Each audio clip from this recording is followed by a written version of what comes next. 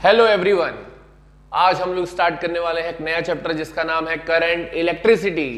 तो आज का हमारा एजेंडा क्या है? आज हम लोग करंट इलेक्ट्रिसिटी के अंदर में सबसे पहले जानेंगे इलेक्ट्रिक करंट क्या होता है, साथ में इलेक्ट्रिक करंट एक स्केलर क्वांटिटी है या वेक्टर क्वांटिटी है, और डायरेक्शन ऑफ इलेक्ट्रिक करंट कैसे फाइंड आउट किया जा सकता है, और लास्ट में हम लोग बात करेंगे कि क्या क्या चार्ज कैरियर्स हैं जो कि इलेक्ट्रिक करंट को पॉजेस करते हैं। ठीक है, तो उससे पहले हम क्या करते हैं, पिछले दो चैप्टर्स के बारे में बात करते हैं, यानी कि इलेक्ट्रोस्टैटिक्स के अंदर में जो दो चैप्टर्स पढ़े थे, जो कि था इलेक्ट्रिक चार्जेस एंड फील्ड और इलेक्ट्रिक पोटेंशियल एंड कैपेसिटेंस।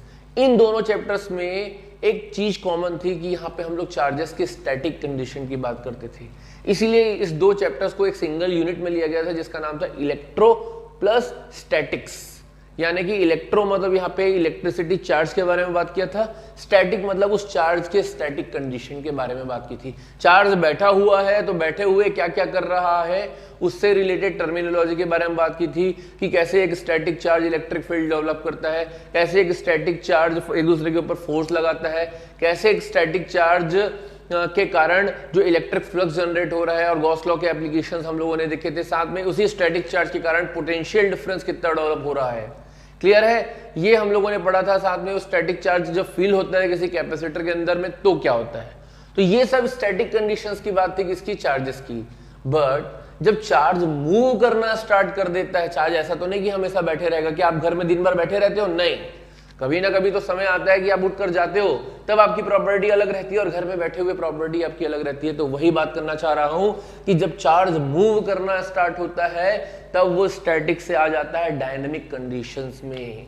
तो ये जो चैप्टर को स्टडी किया था ये जनरली आता है इलेक्ट्रोडायनेमिक्स के अंदर में, जिसके अंदर में electrodynamics. Why we are using the term dynamics, because the charge is starting moving. ठीक है, तो ये करंट इलेक्ट्रिसिटी की सबसे पहले हम बात करते हैं कि करंट इलेक्ट्रिसिटी एक्चुअल में है क्या। तो let me start from the current electricity definition. It is the branch of physics which deals with the motion of electric charges and its effect।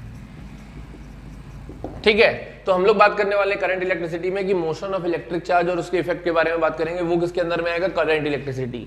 अब जब चार्ज मूव करता है तो क्या होता है, जब चार्ज मूव करता है तब एक चीज डेवलप होती है जिसको बोला जाता है इलेक्ट्रिक करंट। तो let me come to the new concept here, that is electric current. तो friend, why we have used this term current. तो अगर आप करंट के डिक्शनरी बेस्ड डेफिनेशन में जाओगे, जिसके इंग्लिश मीनिंग में जाओगे, तो करंट का मतलब होता है movement. Anything that moves is called current.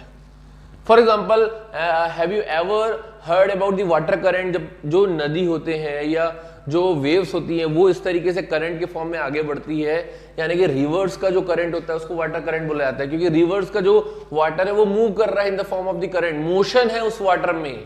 हम कभी पॉन्ड के वाटर को करंट नहीं यूज करते वर्ड, हमेशा रिवर के वाटर में ही क्यों यूज करते, क्योंकि वहां पे मोशन है। सिमिलरली इस करंट के सामने में वाटर ना लगा के अगर इलेक्ट्रिक लगा दिया जाए तो वो किसकी बात होती है, चार्ज के मूवमेंट्स के बारे में। किसके बारे में, चार्ज के मूवमेंट के बारे में। तो अगर हम लोग बात करें कि what do you mean by the electric current, अब ये चार्ज का मूवमेंट हो रहा है किसके रेस्पेक्ट में हो रहा है, ऑब्वियस ही बात है टाइम फ्रेम के साथ चेंज हो रहा है, टाइम साथ में तो चेंज होगा ही, जैसे जैसे कोई भी चीज चेंज होगी।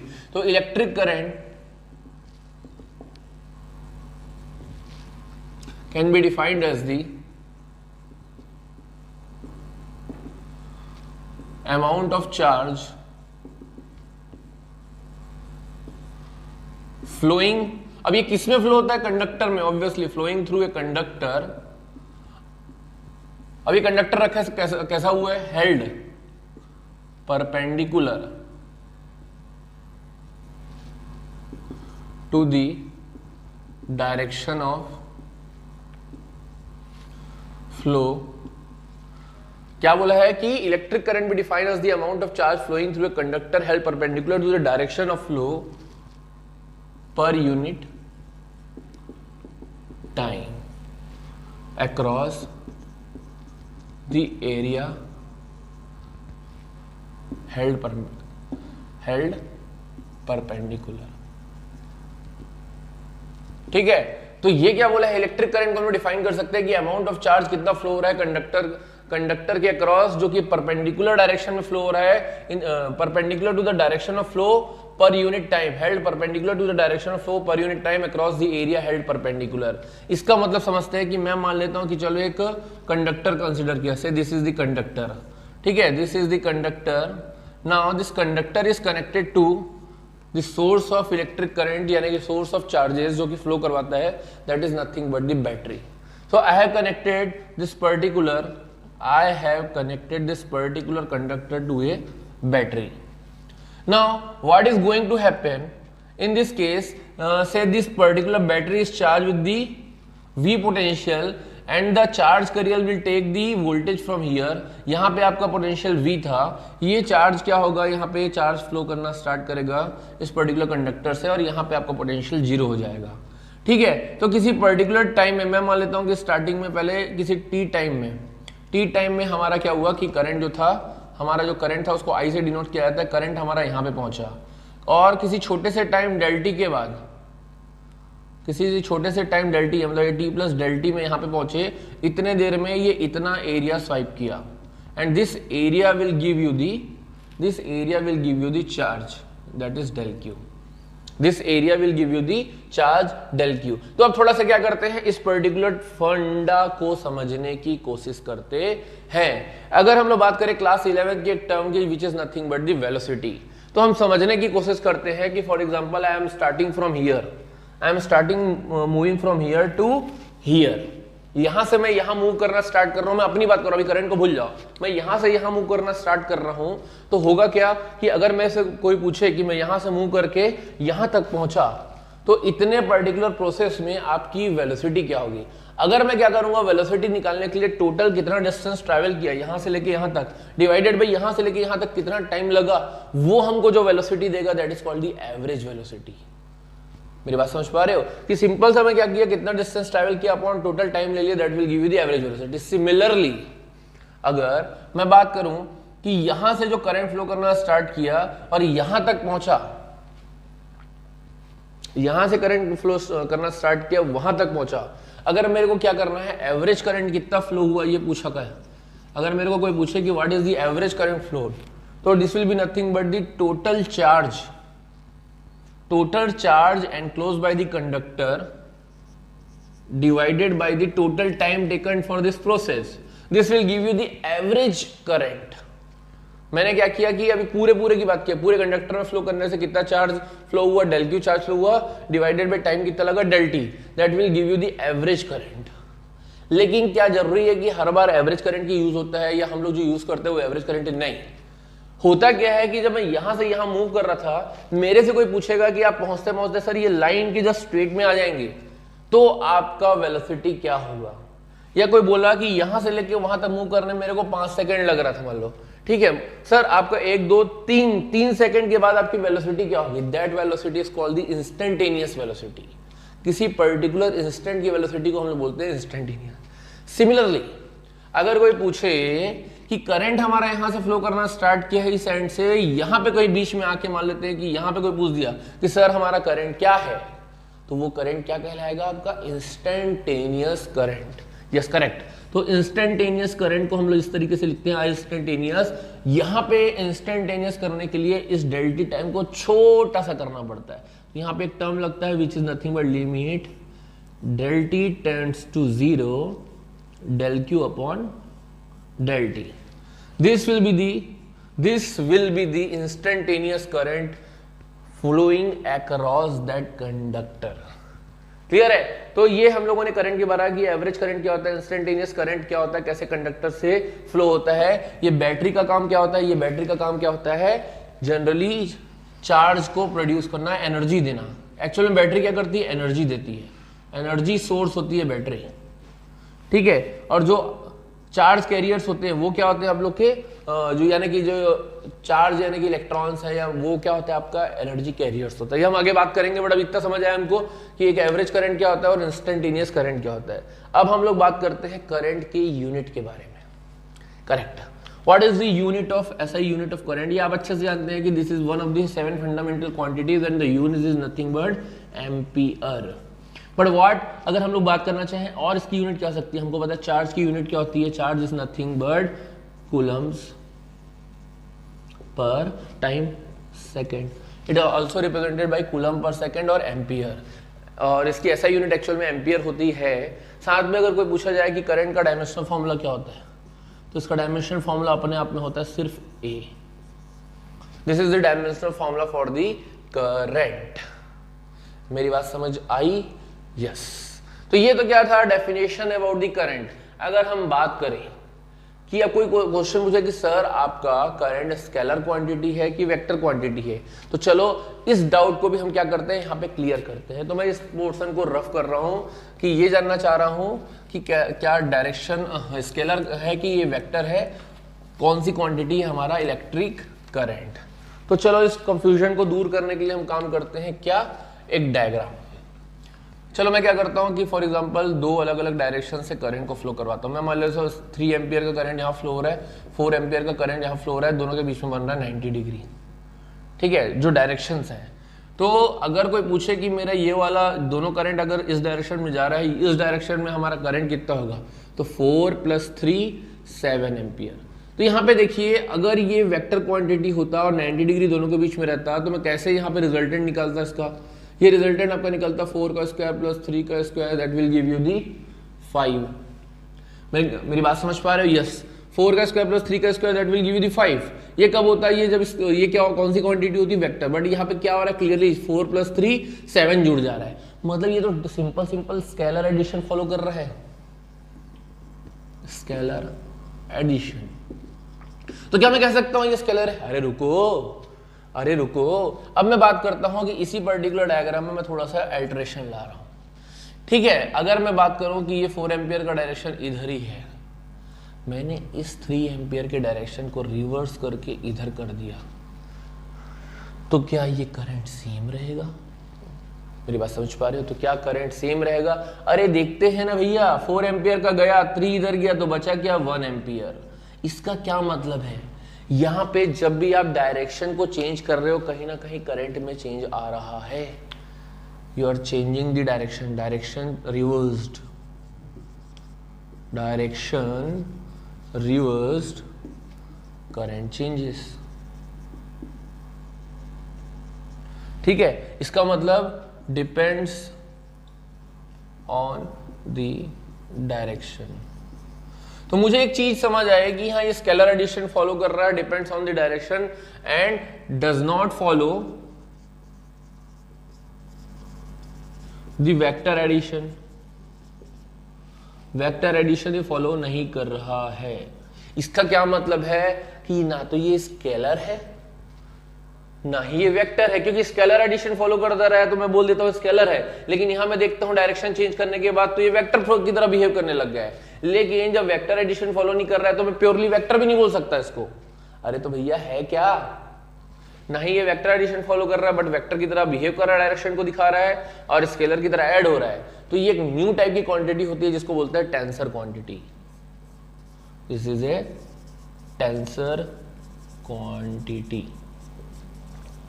ठीक है, ये एक नई टाइप की क्वांटिटी होती है जिसको टेंसर क्वांटिटी बोलती है, जो कि स्केलर की तरह ऐड होता है और डायरेक्शन के ऊपर डिपेंड करता है। ये इसका क्या होता है, स्पेशलिटी होता है। बट फ्रेंड्स एक चीज हमेशा याद रखना कि कुछ बुक्स में क्या होता है कि इसको अभी भी स्केलर माना जाता है, किसको, इलेक्ट्रिक करंट को। तो हो सकता है कि आपके सीबीएसई बुक में स्केलर दिया हो, या आपको क्या है किसी कंपटीशन एग्जाम में 4 ऑप्शंस दिए हो जिसमें टेंसर नाम का कोई चीज ही ना हो, तो आप उस केस में हमेशा क्या फॉलो करेंगे, इसको स्केलर मान के चलेंगे। मेरे इस क्लॉज को समझना, एक्चुअल में है तो ये टेंसर, लेकिन अगर नहीं दिया होगा तो ये आप क्या मान के चलेंगे, स्केलर क्वांटिटी। तो ये क्या था, ये हम लोगों ने डाउट क्लियर किया कि ये स्केलर है कि वेक्टर। अब हम लोग बात करेंगे इसके बाद डायरेक्शन ऑफ इलेक्ट्रिक करंट की। अब हम लोग बात करने वाले हैं direction of electric current.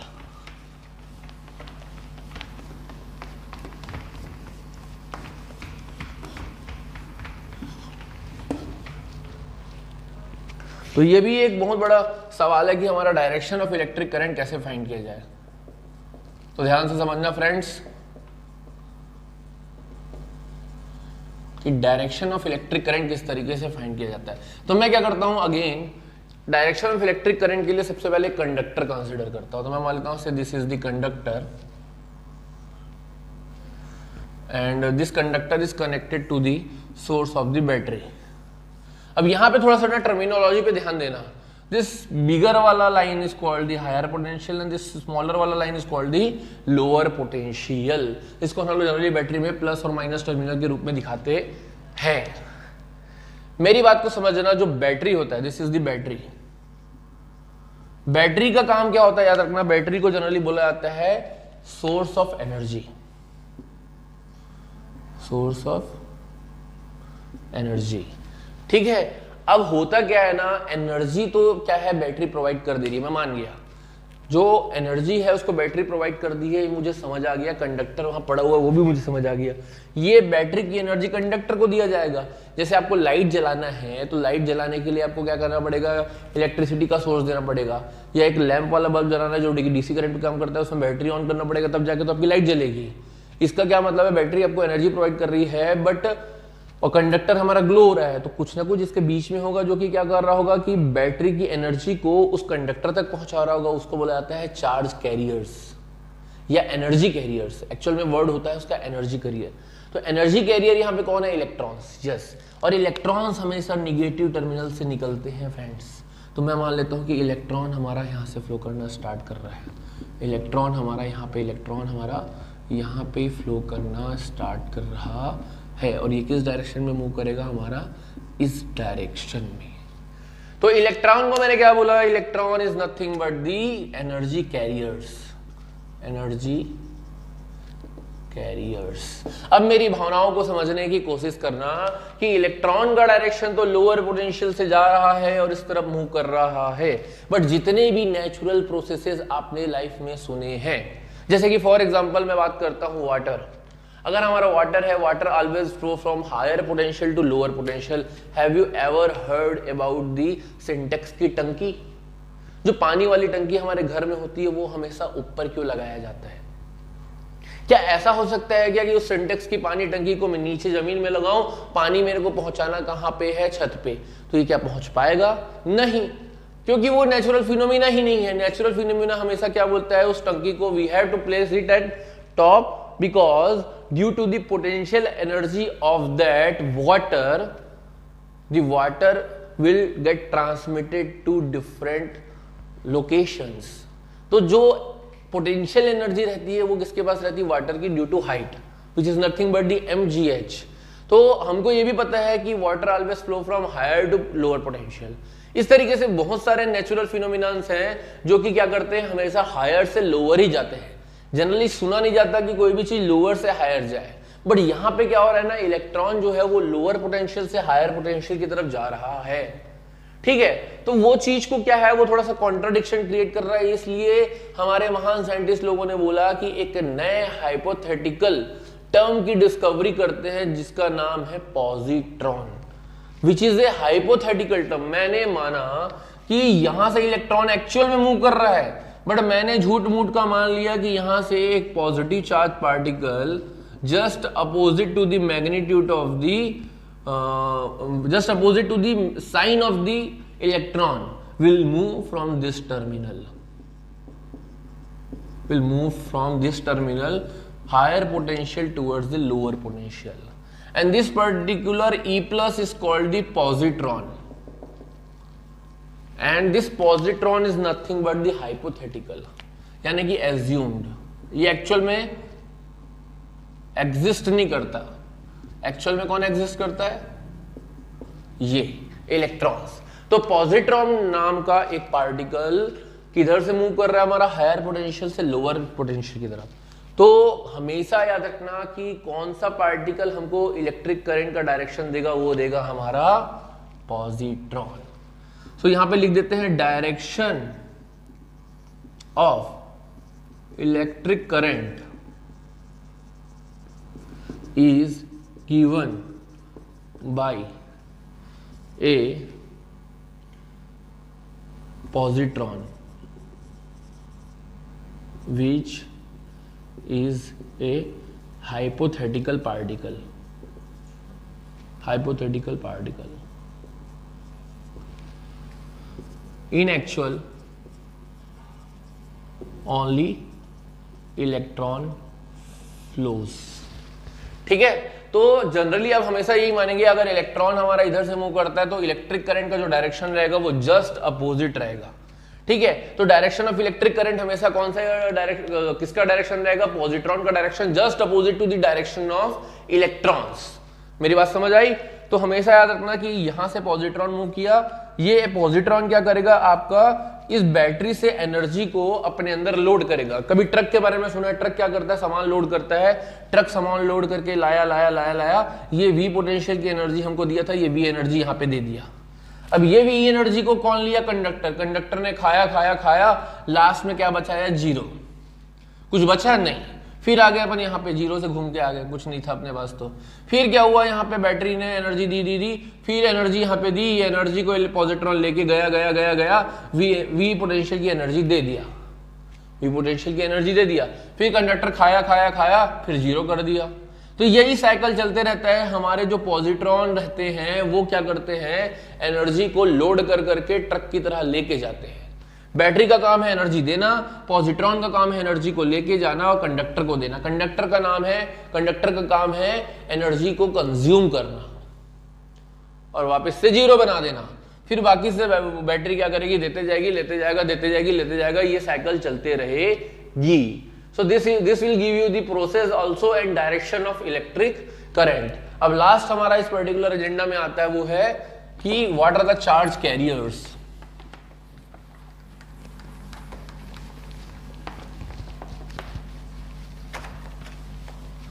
What are the charge carriers?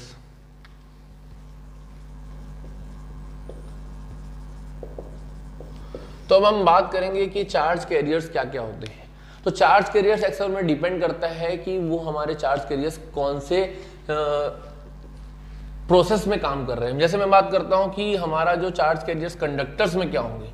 सबसे पहले कोई पूछे कि what are the charge carrier in conductors. तो कंडक्टर में जो चार्ज कैरियर होते हैं वो होते हैं electrons. In conductor charge carriers are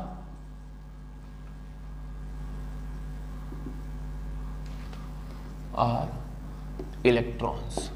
ठीक है, इसमें ज्यादा डिस्कशन की बात नहीं, क्योंकि इतना ही हमको बताना था कि कंडक्टर्स में चार्ज कैरियर कौन होते हैं? इलेक्ट्रॉन्स. लेकिन बात आती है कि जरूरी है क्या कि चार्ज कैरियर्स अगर इलेक्ट्रॉन है तो सब जगह वही हो? इलेक्ट्रोलाइट में वैसा नहीं होता. इलेक्ट्रोलाइट क्या होता है मेरे फ्रेंड्स? जैसे कि हम लोग क्या करते हैं, केमिकल सेल्स या केमिकल बैटरीज की बात करते हैं, जो कि आप लोग केमिस्ट्री में पढ़ते हैं. तो केमिकल सेल्स या बैटरी में कोई इलेक्ट्रॉन्स नाम की चीज नहीं होती. वहां पे क्या होता है कि अगर हम लोग बात करें तो एक सेल का स्ट्रक्चर देखेंगे तो उसके अंदर में होता है इलेक्ट्रोलाइटिक सॉल्यूशन भरा रहता है. एक एनोड डिप रहता है और कैथोड डिप रहता है.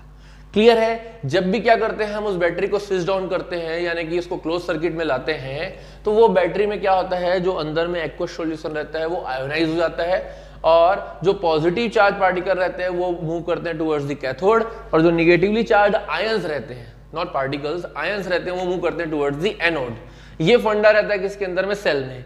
तो मैं मान लेता हूं, एक एग्जांपल देता हूं कि in electrolytes the charge carriers are ions. Example देता हूं, एक एक्वस सॉल्यूशन की बात करता हूं, CuSO4. CuSO4 जब ब्रेक होता है इन एक्वस सॉल्यूशन तो कैसे ब्रेक होगा वो हमारा? Cu2 plus SO4 2 negative. These are called the positive ions. These are called the negative ions. These two ions will move towards these different electrodes. This positive ions will move towards the cathode and this will move towards the anode and this will generate the current. Their movement will be generating the current. तो electrolytes में हमारे जो ions रहते हैं वो क्या रहते हैं? चार्ज कैरियर रहते हैं और कंडक्टर में हमारे इलेक्ट्रॉन्स रहते हैं. तो आज के लेक्चर में हम लोग इतना ही समझेंगे और आने वाले लेक्चर्स में अगर ये लेक्चर्स को आप अच्छे से समझ गए होंगे तो आपको टर्म्स को ग्रास्प करना और डाइजेस्ट करना इजी हो जाएगा. So that's all for today. Thank you.